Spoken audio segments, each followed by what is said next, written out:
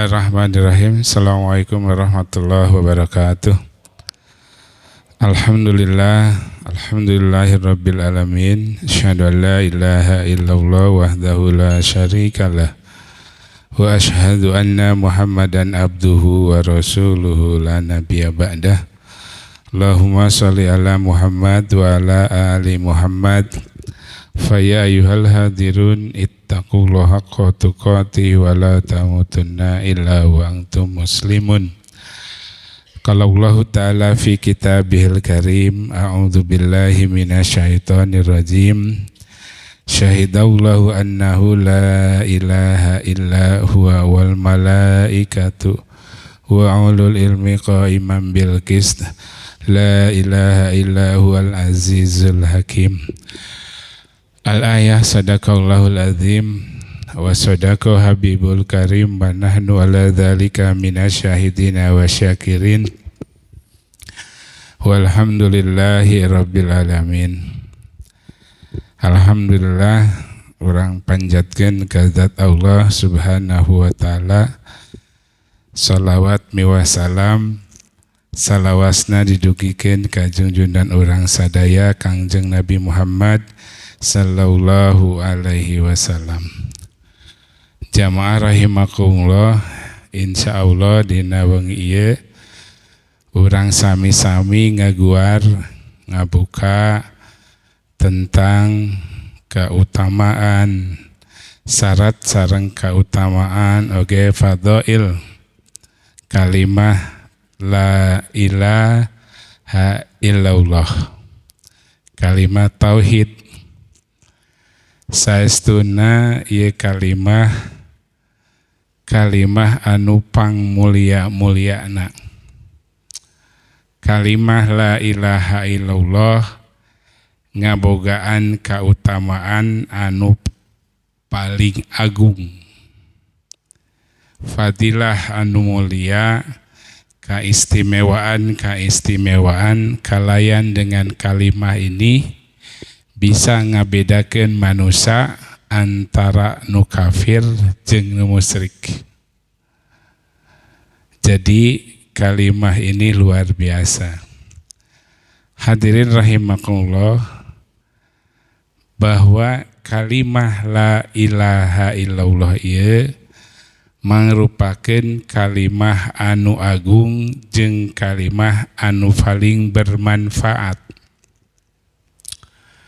Banyak keterangan-keterangan baik dalam konteks nas Al-Quran, hadis maupun kaul ulama ketika ngancekna hiji hate didinya berselip keyakinan la ilaha illallah, maka bakal disalametkeun ku Allah tina azab kubur. Maka penting Pak kalimah ieu teh. Ngan tadi teh tentuna urang kedah tahu kudu apal apa yang sebenarnya makna dan yang terpenting rukun serta syarat serta pembatalan dari kalimah la ilaha illallah. Dari penjelasan ini, maka ketika seseorang mengucapkan kalimat la ilaha illallah, tidak hanya cukup dilisankan, tidak hanya cukup diucapkan, tapi harus seraras, harus sepadan, harus seirama dengan makna la ilaha illallah itu. Jadi kadang-kadang kita melihat dia ucapkan la ilaha illallah, tetapi terkadang dalam aspek perilaku kehidupan sadidinten, kehidupan sehari-hari banyak penyelewengan. Nah makanya nanti kedepannya kita bahas juga apa sih pembatalan dari kalimah la ilaha illallah. Jangan bangga dengan kalimat mamata wa huwa alamu cing saha jalma anu paham. Dalam pengertian paham di situ tidak hanya cukup diucapkan annahu la ilaha illallah daholal jannah. Jadi saha jalma anu paham dengan kalimat la ilaha illallah, paham dalam konteks antara lisan, perilaku, dan lain sebagainya sejalan, seiring, itulah nanti yang bisa membawa manusia lepas dari azab kubur atau siksa neraka. Nah, yang kedua bahwa la ilaha illallah ini merupakan ikatan yang kuat. Ikatan yang kuat dari konteks kalimat tauhid. Dengan kalimat ini bisa ditentukan orang itu mukmin atau tidak. Hadirin rahimakumullah, dengan kalimat tauhid ini ada pembeda. Makanya bahkan kaum para ulama mengatakan tidak mungkin Allah mengutus Rasul, tidak mungkin Allah menurunkan Al-Quran, dan tidak mungkin ada konteks kafir dengan mukmin tanpa adanya kalimat la ilaha illallah. Tak luar biasa, Pak.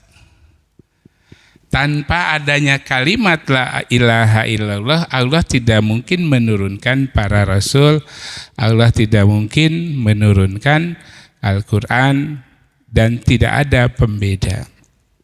Nah, oleh karena itu, hari ini kita gali, kita coba. Bagaimana supaya la ilaha illallah kita ini selaras, sepadan, sejalur, sealur dengan apa yang diinginkan oleh Allah Subhanahu wa ta'ala. Berikutnya, dengan demikian konteks la ilaha illallah itu merupakan menjadi sebuah pondasi, menjadi sebuah landasan, gitu kan? La ilaha illallah ini menjadi sebuah landasan, menjadi sebuah pondasi dalam kaitan konteksnya keagamaan.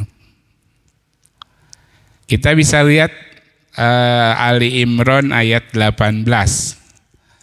Allah katakan syahidallahu annahu la ilaha illa huwa wal malaikatu wa ulul ilmi qaimam bil qist la ilaha illa huwal azizul hakim. Ali Imran ayat 18. Bahwa Allah telah bersaksi bahwasanya tidak ada satupun sembahan yang benar kecuali Allah. Begitu pula para malaikat dan orang-orang yang berilmu. Dalam keadaan Allah senantiasa tegak dengan sifat keadilan, tidak ada satupun sesembahan yang benar kecuali Allah, yaitu zat yang maha perkasa lagi maha bijaksana. Ini konkret. Jadi kalimat la ilaha illallah menjadi pondasi awal. Sebaik amaliyah yang kita lakukan, kalau pondasinya rontok, kalau pondasinya banyak hama, ini berbahaya. Maka kali ini kita akan lihat. Nah, apa yang kita kaji hari ini? Kita akan melihat apa sih syarat kalimat la ilaha illallah. Gitu, Bu. Kalimat la ilaha illallah harus kita tahu syarat-syaratnya. Karena Ya, Bu, ada pernyataan dari seluruh ulama, kalimat la ilaha illallah tidak akan diterima kecuali orang-orang yang membacanya itu harus. Jadi gini, Pak. Jadi sekali lagi, kalimat la ilaha illallah akan menjadi perisai, akan menjadi pondasi bagi diri kita ketika kita memahami satu, menunaikan hak dari la ilaha illallah.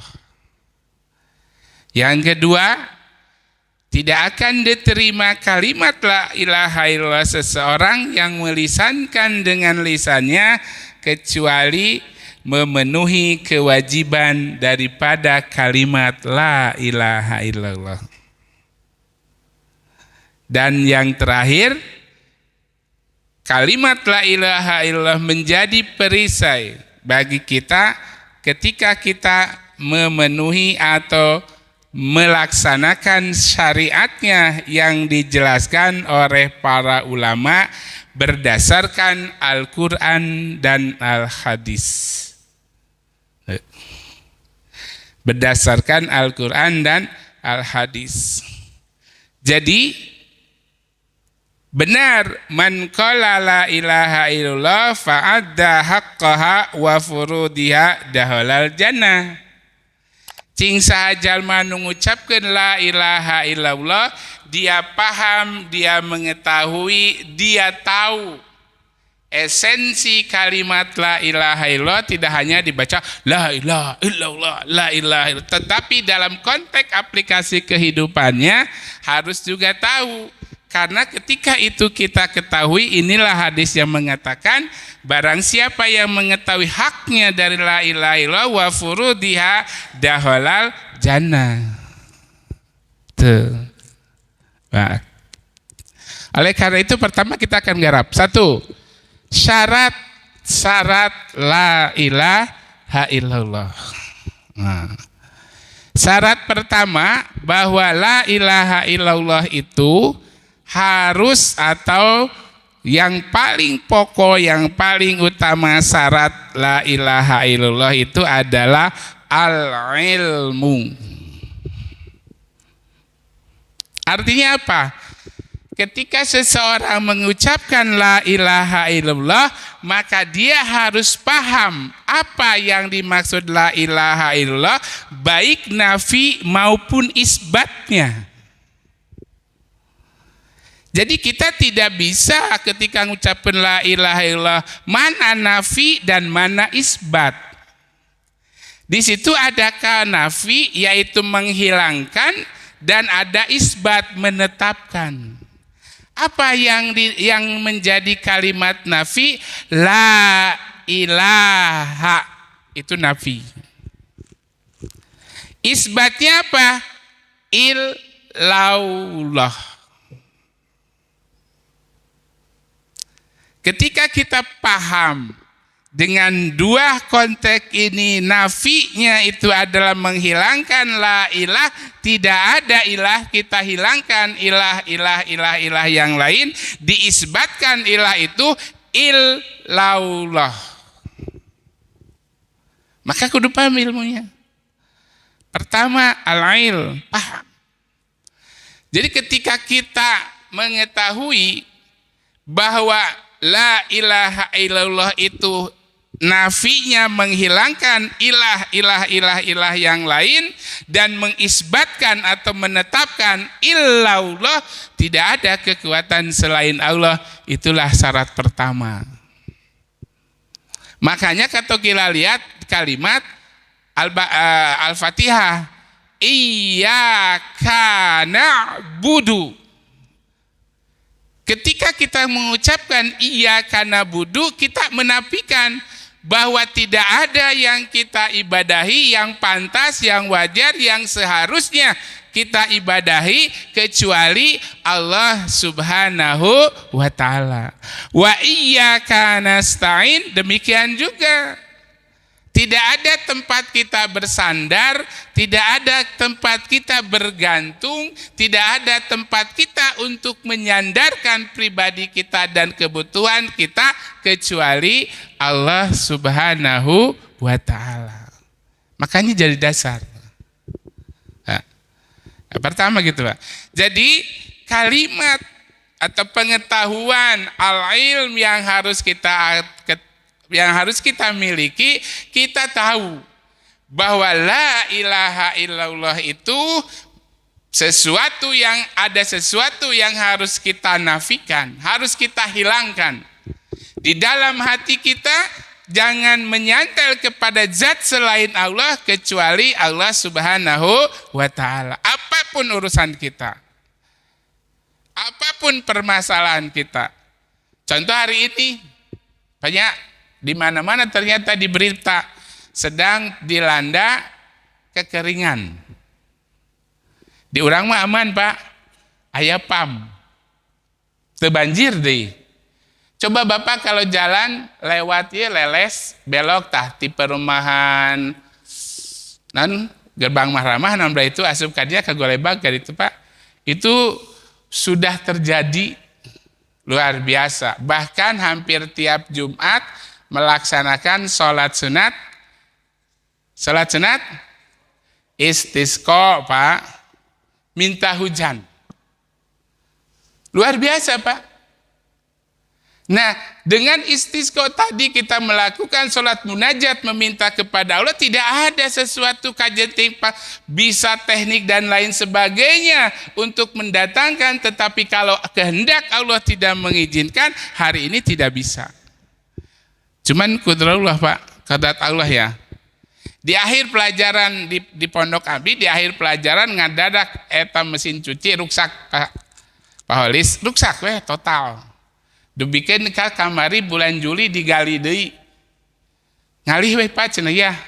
Sabaraha mang paling ge cenah 15 tanapi 20 meter Pak. Siap. Begitu digali Pak Jae, ternyata kita menggali sampai 40 meter. Digali, dibor 40 meter Pak. Ngangge mesin anu didalepkeun teh geuningan, mesinna teh di luar didalepkeun. Apa? Tasyakur binimah kepada Allah Subhanahu wa taala. Lamun eta teu ruksak jigana ayeuna sarua di pondoke kelimpungan. Sebab di daerah Rahong itu sudah singkoloyong, PMI, PDAM, hampir seminggu 2 kali, seminggu 3 kali kirim cai. Dan kita hari ini di Pondok Abdi menjadi sumber. Alhamdulillah, masyarakat kita ajak Pak, kalau memang tidak ada air mangga. Abdi teh izin hari ini setiap pagi sore ngajaring jing botol, ngajaring naon botol nu gede. Artinya kalau bukan kehendak Allah, tidak mungkin. Makanya kalimat tadi iyyaka na'budu, hanya kepada Allah. Ketika ada permasalahan pun wa iyyaka nasta'in. Kita hanya minta pertolongan kepada Allah Subhanahu wa ta'ala. Satu. Jadi yang pertama, syarat pertama harus kita al-ilm. Mengetahui, memahami, menafikan kejahilan. Bodoh. Apa kejahilan? Tidak paham apa la ilaha illallah Muhammadar Rasulullah. Berarti dijauhkan oleh kita. Atau yang banyak. Gitu. Bahkan dalam beberapa ayat banyak sekali Pak. Allah katakan di dalam Muhammad 19. Fa'lam annahu la ilaha illallah wastaghfiru li dzambika. Ya, maka ketahuilah annahu sesungguhnya la ilaha illallah tidak ada Tuhan selain Allah. Itu harus kita yakini. Ya. Atau di surat Az-Zukhruf Pak. Boleh nanti kita. Tauhid itu banyak. Az-Zukhruf illa man syahida bil haqqi wa hum ya'lamun. Kecuali orang-orang yang mengetahui yang hak yaitu tauhid dan mereka yakini. Sepakat para ulama kalimat illa man syahida adalah gitu kan? Kecuali mereka yang mengetahui apa yang mereka syahadatkan, gitu kan? Oleh lisan dan dilaksanakan, diyakini oleh hati. Ini Pak, pertama. Ini wajib Pak. Kita harus tahu. La ilaha illallah tanya, naon eta? Pokoknya la ilaha illallah we. Kadang-kadang kita tidak sadar. Nah, satunya punya jam seberapa nah. Nah, kadang deui. Satu, jadi syarat pertama kita terhadap la ilaha illallah al-ilm. Paham mana nafi, paham mana isbat. Kita harus menghilangkan dan menetapkan. Mana yang dihilangkan? La ilaha, mana yang diisbatkan, ditetapkan illallah, kecuali Allah. Bahkan kata Rasul, "Mammata wa huwa ya'lamu annahu la ilaha illallah dakhalal jannah." Pantas namanya. Jadi kata Rasul, cing sajal ma'anu maut, barang siapa yang meninggal wa huwa ya'lamu, sementara dia paham, dia mengetahui konteks tadi, annahu la ilaha illallah, paham dia mengetahui terhadap konteks la ilaha illallah, maka kata Rasul dakhalal jannah, jaminan surga, jaminan surga. Masya Allah, luar biasanya banyak. Yang kedua, syarat yang kedua adalah al-yakin. Ya, al-yakin itu artinya meyakini. Al-yakin dengan menafikan ajah kebodohan. Asyak, keraguan. Keraguan. Jadi ketika kita sudah la ilaha illallah, pancegen di dalam hati, dan harus kita jaga jangan sampai satu detik pun ada satu keraguan di dalam hati kita tentang illallah, paknya dan lain sebagainya. Konteksnya hari ini kita harus yakini. Jadi tidak hanya cukup dan lain sebagainya dilisankan gitu kan, harus diyakini. Al-yakin syarat yang kedua. Kita lihat, innamal mu'minuna alladzina amanu billahi wa rasulihi tsumma lam yartabu. Ada kalimat di situ, tsumma lam yartabu. Innama, sesungguhnya, mu'minuna, orang-orang yang beriman itu, alladzina, yaitu orang-orang amanu billahi, yaitu orang-orang yang meyakini terhadap Allah Subhanahu wa taala, wa rasulihi, dan rasulnya, summa lam yartabu, kemudian di dalam hatinya tidak ada satupun keraguan.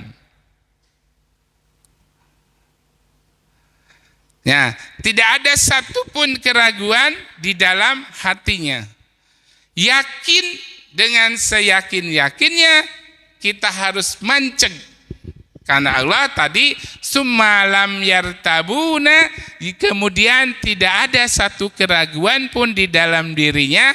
Wajahadu bi amwalihim, dan orang-orang yang jihad bi amwalihim dengan hartanya, wa anfusihim, dan dirinya, fi sabilillah, di jalan Allah, ulaika humul shadiqun, orang-orang itulah orang-orang yang shadiq, yang benar.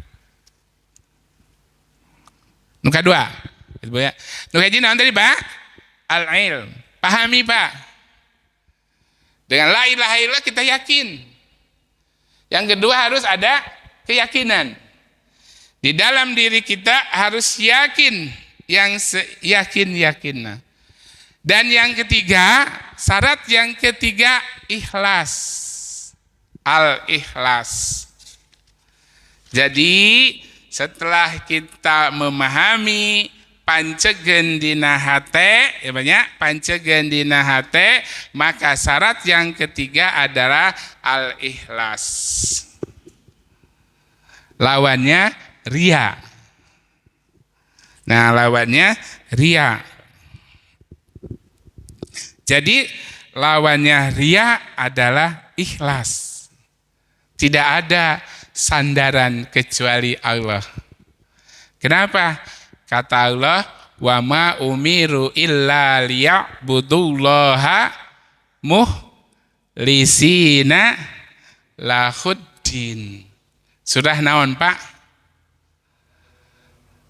Surah naon? Hei, buru si Bapak mah jadi malalok wae teh. Bengong surah naon? Wa ma umiru illa liya'budullaha mukhlisina lahud lam yakunil ladzina kafaru. Surat naon eta? Bunga jawab al-bayyinah. Al-bayyinah ayat 5. Wa ma umiru, dan tidaklah aku perintahkan kepada manusia, gitu kan, wa ma umiru illa liya'budun, kecuali untuk ibadah mukhlisina, dengan ikhlas. Dengan ikhlas. Salat harus dengan ikhlas. Nu kumaha nu salat nu ikhlas? Sesuai dengan kaifiat aturan. Sesuai dengan kaifiat aturan. Punten, Masya Allah, di geria mah sok meni rada ieu. Punten nya, kunda ari abdi nyarios mah wajar da bongan dititah. Mun salat teh meni ulah paengkog-engkog jiga kodok di tukang. Kue nunggu panderi. Kuduna berebut begitu imam geus khotib Bilal geus koma teh sok ngajajar baris, ieu mah nempokeun heula hayang patukangna. Atawa punten sekalian ngabahas ya maya. Sebab tadi kaifiat mukhlisin itu pertama harus sesuai dengan aturan. Ngajajar di dia jauhkeun geus celok di juru di ditu. Nah, itu kurang tepat. Kedua, mun sholat teh ulah jeung imam ulah musabaqah. Naon musabaqah, Pak? Berlomba. Jadi kudu nyambung. Cek imam teh dipayun Allahu Akbar. Begitu imam bar, urang tong eleke seneng kene. Masih culak. Padahal begitu imam Allahu Akbar, kita harus Allahu Akbar. Salat berjamaah. Satu. Nu kadua, tong mihelaan imam. Nu katilu, tong mandirikan teuing imam. Imam mus Allahu Akbar ruku. Imam teh subhana rabbiyal a'la wa bihamdi, subhana rabbiyal a'la wa bihamdi, subhana rabbiyal, geus 3 kali imam rek sami Allah marina kalak ruku teh teh lepat. Makanya kade, jadi ketika kita ibadah pun harus mukhlisin sesuai dengan tata cara aturan. Ketika berjamaah ada aturan main. Nu kudu dilakukan. Jadi salat mah teu bisa mawa karep sorangan. Kenapa ketika imam sebelum takbir, imam yang bijak itu kan begitu, tingali heula barisan. Ulah eleh ku calo ge mirapetkeun heula kakarak minta bayaran. Ketika kita jadi imam pun sama, lihat dulu barisan. Ulah barisan di tukang pa masih kena iling gisik, masih can baris. Imam geus nolonong we dan lain sebagainya. Itu satu kekeliruan. Harus sesuai dengan tata aturan, lempengkeun barisanana, jajaranana dan lain sebagainya. Itu satu kaifiat. Kenapa ketika imam luruskan dan berurusan dan rapatkan? Itu memang Rasul begitu. Ngan kade lah menyebut urusan dan barisan ulah juga nu ngambek. Ngalieu kaditu, kadieu tingali ditatap jamaahna. Bisi Bapak jadi imam kayaknya. Tingali jamaah teh nu can diatur dan lain sebagainya. Ya di Giria masih keneh. Kaji gitu. Kadang-kadang aya nu geus diuk ke imam geus bismillahirrahmanirrahim. Ambepleup keneh masih diuk. Da pikiranna di Giria mah cenah 5 baris. Jadi engke we nungguan baris kalima. Padahal tidak itu harus tadi nyambung ketika Allahu Akbar kita tidak boleh sabaqah oge banyak. Nah itu ibu sadayana. Jadi ikhlas lawannya ria, ar-ria. Ketika kita sholat subhanallah bukan karena apa yang kita lakukan. Kita bisa lihat surat Az-Zumar ayat 3 Bu. Karena ini tauhid, jadi sengaja ku abdi dituki ayat-ayatnya. Qur'annya tidak ngomong berdasarkan logika berpikir. Karena ketika berbicara la ilaha illallah, mantiknya sedikit. Tong ngalobakeun teuing mantik, tong ngalobakeun teuing logika. Mantiknya mah bilang aja penjelasan. Ketika penjelasan boleh menggunakan mantik. Gitu kan? Boleh menggunakan mantik ketika penjelasannya diperlukan. Digunakan dalil nas-nas Al-Quran. Nah, kenapa harus ikhlas? Lihat Az-Zumar. Ala lillahid dinul khalis. Kata Allah, ingatlah, hanya milik Allah lah agama yang murni. Harus ikhlas, Pak.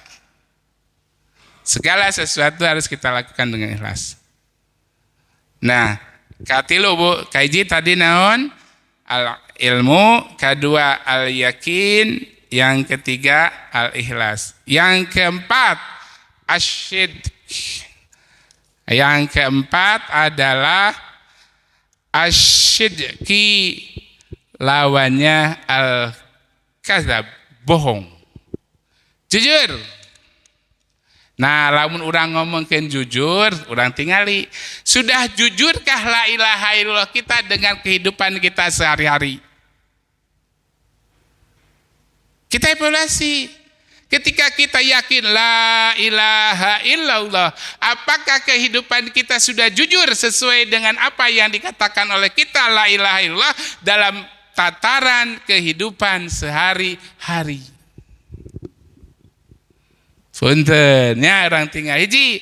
Ketika seorang muslim sudah tahu tentang tadi la ilaha illallah, diyakini dengan seyakin-yakinan, ikhlas, maka ketika ada permasalahan apapun, maka kembalikan kepada Allah Subhanahu wa ta'ala. Bukan lari ke sana kemari mencari dan mencari.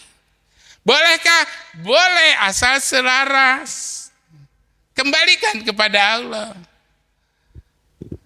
Nah, harus jujur. Ketika kita sudah la ilaha illallah, jujur dengan la ilaha illallah. Apa kata Allahus somad? Allah tempat bergantung. Allah tempat menyantelkan niat dan patekatan kita hanya kepada Allah. Ketika kehidupan kita sehari-hari itu, itulah yang harus kita lakukan. Itulah yang syarat yang keempat. Nah, Ibu Sadayana. Nah, kita harus yakin. Harus benar. Kadang-kadang hari ini kan bermasalah. La ilaha illallah yakin. Tapi masih kita dicari hal-hal di luar itu. Hal-hal di luar. Di luar yang tidak selaras. Dan lain sebagainya permasalahannya.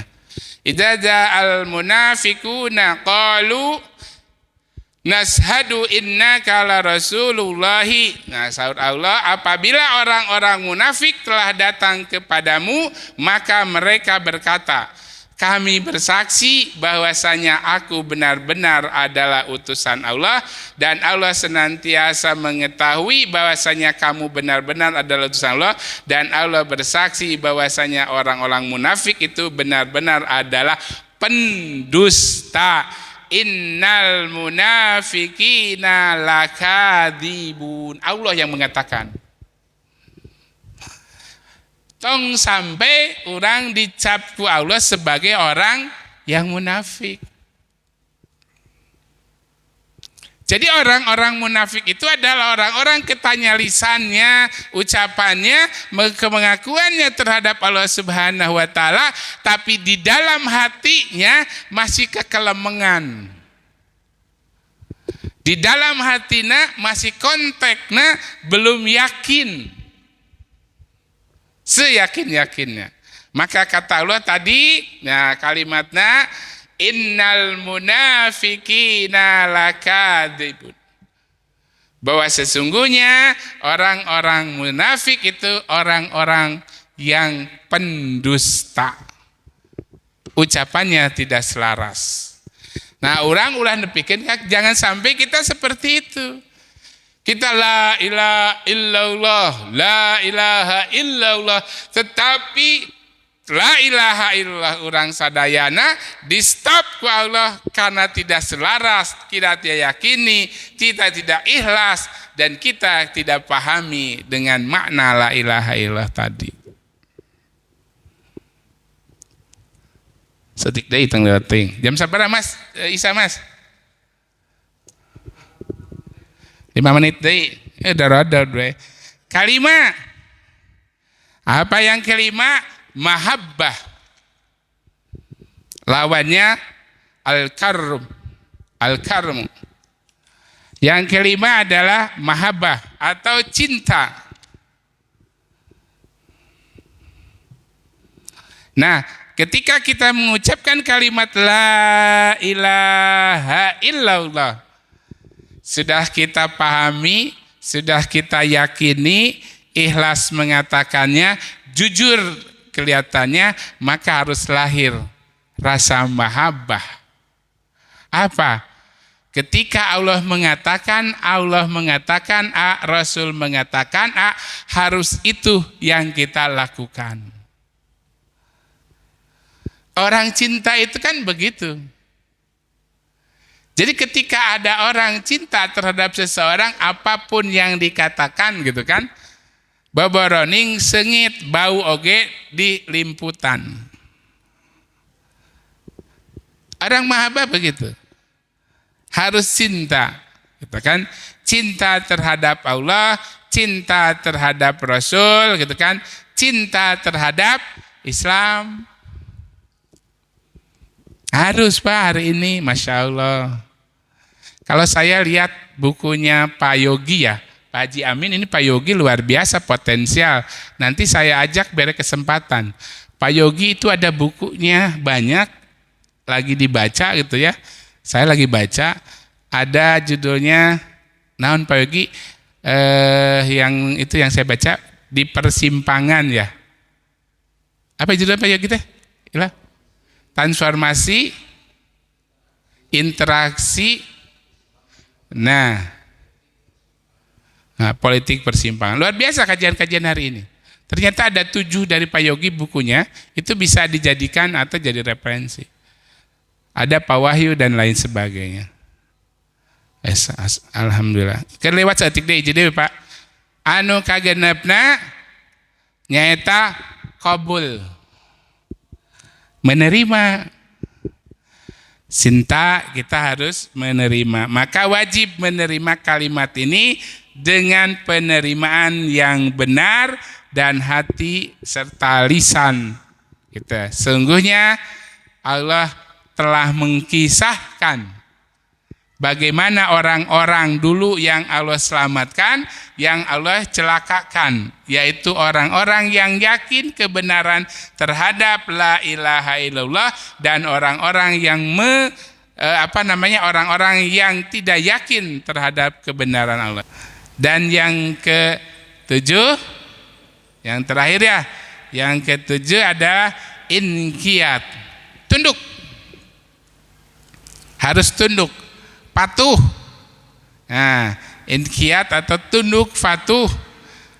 Ketika kita sudah meyakini, kita ikhlas, kita dan lain sebagainya, maka kita wajib bagi orang-orang yang mengucapkan la ilaha illallah untuk tunduk kepada syariat-syariat Allah, untuk dia patuh terhadap hukum Allah. Tong dipilihan. Ya, tong dipilihan. Mangga. Nah, seluruh yang Allah katakan adalah suatu kebenaran. Maka ketika Allah melarang, wajib kita meninggalkan, tidak perlu tafsir. Tidak harus mencari-cari penafsiran. Ketika Allah sudah melarang, ya itulah larangan Allah. Sama ketika Allah memerintahkan juga wajib kita lakukan. Karena itu sudah kewajiban yang harus kita lakukan. Nah, hadirin rahimakumullah, mudah-mudahan ini menjadi penguat. Sehingga kita golongan mammata wa huwa ya'lamu annahu la ilaha illallah daholal jannah. Amin ya rabbal alamin. Karena hidup kita itu hidup kita itu hanya semata-mata kita mencari ridho Allah, kan itu ya. Hidup kita ini adalah fungsinya sebagai khalifah, tugasnya untuk ibadah, tujuannya mardotilah, pedomannya Quran, hadis. Itu Bapak laksanakan, insya Allah daholal jannah. Fungsi kita marif khalifah. Ayatnya jelas, Al-Baqarah 30. Wa iz qala rabbuka lil malaikati inni dza'ilun fil ardi khalifah. Apa itu khalifah? Khalifah itu kita yakin bahwa hak milik kita pada hakikatnya milik Allah. Yang kedua, ketika menggunakannya tasyarruf, ketika kita penggunaannya harus sejalan dengan yang memerintah. Dan yang ketiga, tong israf, jangan berlebihan. Itulah disebut khalifah. Fungsi kita sebagai khalifah, tugas kita ibadah. Wa ma khalaqtul jinna wal insa illa liya'budun. Apa itu khalifah? Apa itu ibadah? Apapun yang kita lakukan selama Allah senang, mardatillah, Allah ridho dan Allah senang, itulah ibadah. Apapun yang kita lakukan selama Allah ridho, selama Allah mencintai, ma yuhibbu, Allah cintai, Allah ridho, itulah ibadah. Tujuan kita tadi mardotillah, ridho Allah.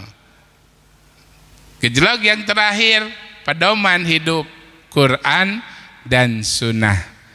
Dua pedoman ini yang akan menyelamatkan manusia dari dahsyatnya siksa neraka. Hadirin rahimakumullah, mudah-mudahan ini menjadi bahan ya. Kalau ngaji bapak-bapak bahan perenungan, bahan tafakur. Kita mah hari ini saatnya bertafakur. Di nangkara nyarande tafakur. Kalau orang-orang yang mengedepankan akal, orang-orang Mu'tazilah sampai mengatakan tafakur saat, tafakur saatan khairul lebih alus cekmeh daripada ibadah satahun jelma bodoh. Tafakur, karena dari tafakur akan lahir keyakinan, akan lahir keimanan dan lain sebagainya.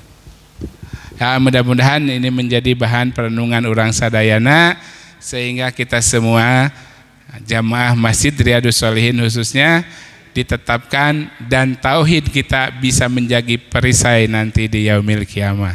Amin ya rabbal alamin. Hapunten kirang langkungna, mudah-mudahan aya manfaatna khusus untuk yang membicarakan, yang keduanya untuk kita semua. Hatur nuhun, mangga Pak Haji.